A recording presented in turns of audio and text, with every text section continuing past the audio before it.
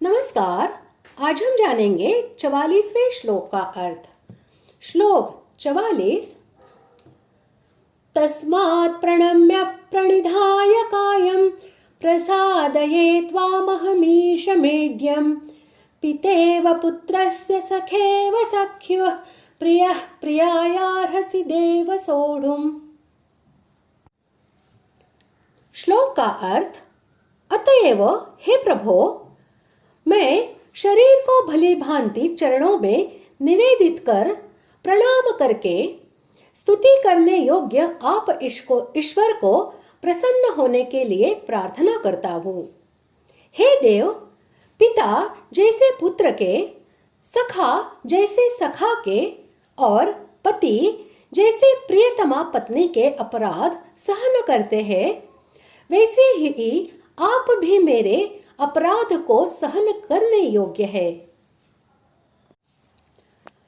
पिछले श्लोक में जो भगवान के महामहिम गुणों का वर्णन किया गया है, उन गुणों को भगवान के प्रसन्न होने में हेतु बतलाने के लिए तस्मात् पद का प्रयोग किया गया है।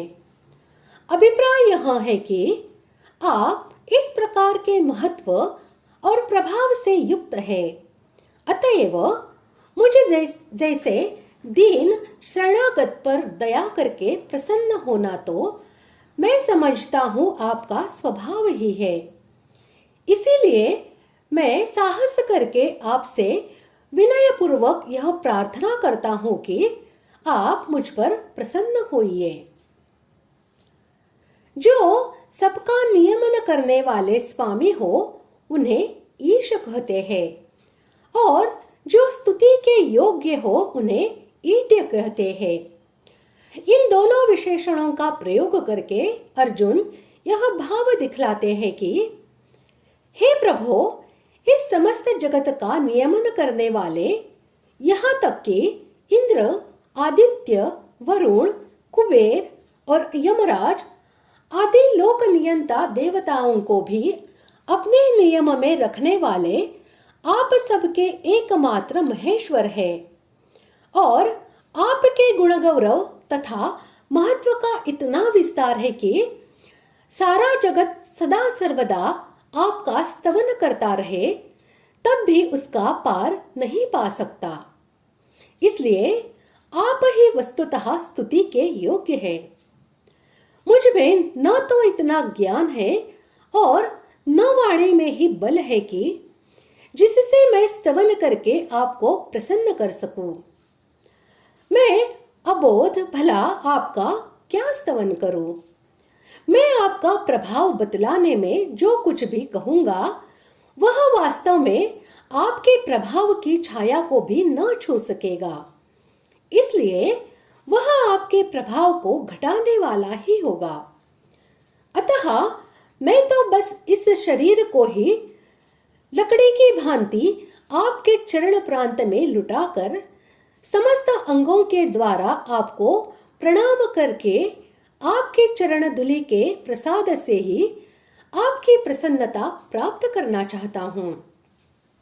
आप कृपा करके मेरे सब अपराधों को भुला दीजिए और मुझे दीन पर प्रसन्न हो जाइए। 41वें और 42वें श्लोकों में बतलाया जा चुका है कि प्रमाद, विनोद और प्रेम, इन तीन कारणों से मनुष्यों द्वारा किसी का अपराध बनता है। यहाँ अर्जुन उपर्युक्त तीनों उपमा देकर भगवान से यह प्रार्थना करते हैं कि तीनों ही हेतुओं से बने हुए मेरे अपराध आपको सहन करने चाहिए। अभिप्राय यह है कि जैसे अज्ञान में प्रमादवश किए हुए पुत्र के अपराधों को पिता क्षमा करता है, हंसी मजाक में किए हुए मित्र के अपराधों को मित्र सहता है, और प्रेमवश किए हुए प्रियतमा पत्नी के अपराधों को पति क्षमा करता है, वैसे ही मेरे तीनों ही कारणों से बने हुए समस्त अपराधों को आप क्षमा कीजिए। इस प्रकार आज हमने 44वें श्लोक का अर्थ जान लिया है। अगले भाग में जानते हैं 45वें श्लोक का अर्थ। धन्यवाद।